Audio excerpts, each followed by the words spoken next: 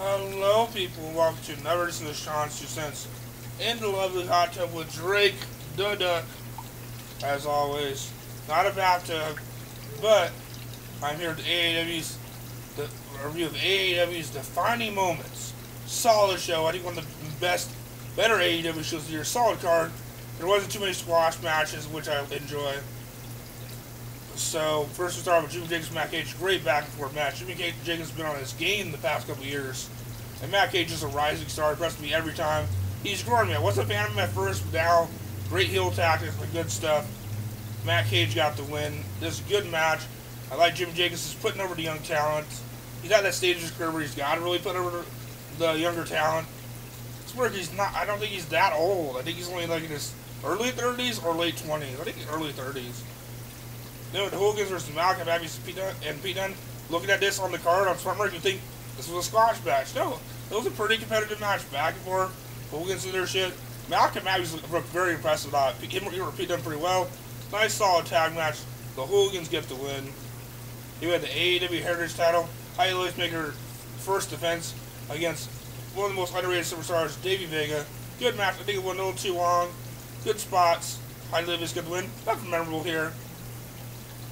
Then we had Justice Jones destroy Paco. Gonzalez. This wasn't some beating. They just all the cops. It was just assault for Paco. Paco got some offense in, but Justice Jones is the beast. And I love Nightwanger now. He dyed his hair black. He got the black suit. He's the manager now. That is awesome. He's a great talker. So Nightwanger's the manager. Thumbs up AEW. That is great. With him managing Justice Jones, they have Ariel. And you add more people, this could be a great thing. And the future with Nightwanger is looking very bright. And the promo he cut after the show, good stuff. Then we had Gargano versus Tomasso Ciampa in an outstanding contest. Incredible, back and forth, good stuff, hard hitting. They went all out for over 20 minutes. It was 18 minutes. If you love Gargano, love Ciampa, you're going to love this match. It's just awesome. And thanks to Phil Coleman for the shout out. That is just awesome. Hear my name on commentary. That is pretty cool. I've made it, people. I've made it on the commentary. I got to mention by Phil Coleman. That is pretty cool. I never thought when I was watching AEW that Phil Coleman watched the show. That's pretty. A little mark out moment for me. I mark out at the little things, people. The little things. Then we had a Berwyn street fight with Arik and Christian Big. Not really a street fight. They did go outside the ring, but the storyline was that the curtain was outside, so so they just kept taking the weapons away. Good fight.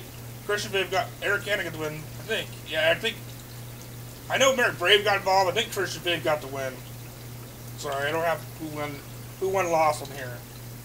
Then we had an 8-man tag between Dan Lawrence and Markus Crane. Keep walking, keep things weird 4-man team right there. They did not get along. Versus Junthai, Miller, Marion, Fontaine, Joe Gravity. This match had its moments.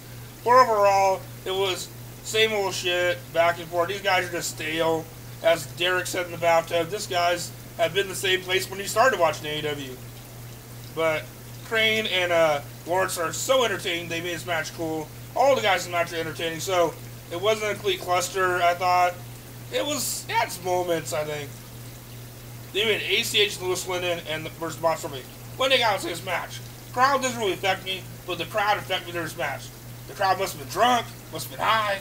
They kept yelling crazy ass chants that made no effing sense. Why do you chant titties at Ethan Page? I don't know. The bartenders were a little heavy on the drinks, I think.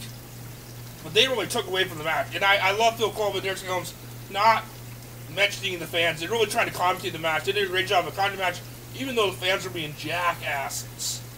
Still a solid tag match back for not the best I've seen out of these two teams, but solid match, I thought.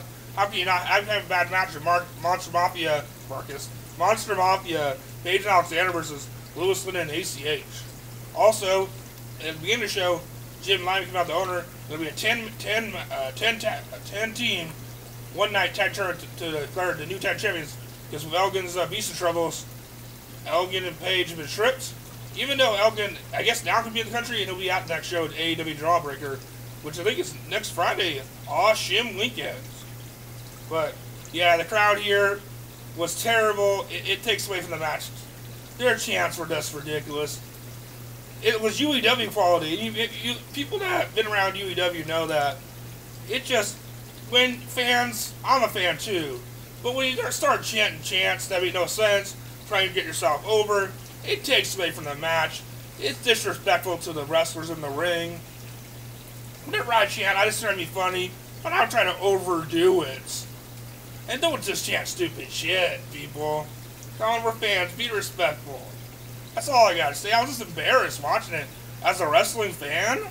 Really? I was just... Alright, enough of my rant on the Berwyn. I don't respect the Berwyn Eagles fans. I just think it wasn't everybody in the arena. I know my friend Derek wasn't a part of it. If he was, I don't know. But, back... I'm sorry about it. I got off on track, but I just hated that. It just bugged me. The fans is going off. They went AAW heavyweight title. Eddie Kingston faced Shane Hollister. Awesome match. Very stiff. Eddie Kingston brought his A game. It's probably the best match I've seen out of him in the past year. He just went, and Shane Hollister worked well with him. Probably the best match of Shane Hollister's title run so far. Just great. Eddie Kingston kind of won the title out of nowhere. But Eddie Kingston that champion, thank God. Shane Hollister had the belt for so long. I can't wait for Eddie Kingston's promos. I can't wait for his matches, Derek. If you're watching Derek Walker, you hate on Eddie Kingston's matches, but I like Eddie Kingston. He's stiff, good suplexes, this hard old school worker. I like him. So Eddie Kingston, that champion, I approve, and I'm looking forward to his matches. That's one thing between. That's one thing between me and the guy, me and Derek here. Derek's watching. So let's go to my matches of the night. We had some solid matches.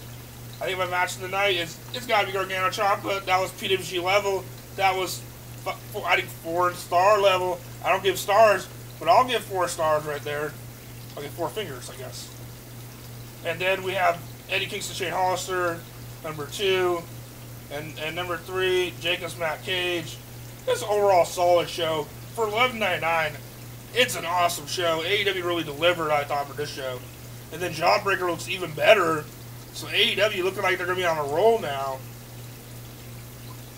This show is booked right. Sometimes I question the booking for AEW, but this show, the booking was really good. So, now time for the plugs. So, you can follow me on Twitter, at TheSean2Cents. Let's get me to 1,000 followers. I'm only about 40 away, I think. That would be awesome. 1,000 followers. That would be very cool. Buy t-shirts.com/TheSean2Cents. They'll keep the reviews coming. And also follow Phil Colvin at Phil_Colvin. Awesome commentator. Probably one of the best commentators in the biz right now. He doesn't get enough credit. Him and Derek St. Holmes, him and Dave Prazak, wherever he's with, it adds to the show. It makes the show a lot better than it is. Like, if it wasn't for them, some matches wouldn't be that good. But they add to it. They add to the stories. And commentators really mean a lot in indie wrestling. When you have shitty commentators, it kind of ruins the match. When you have Phil Colvin, and you have Phil Colvin with Derek Prazak, Phil Colvin with Derek St. Holmes, it's always going to be a good, entertaining. But, as always, let's have a great day, support indie wrestling, and peace.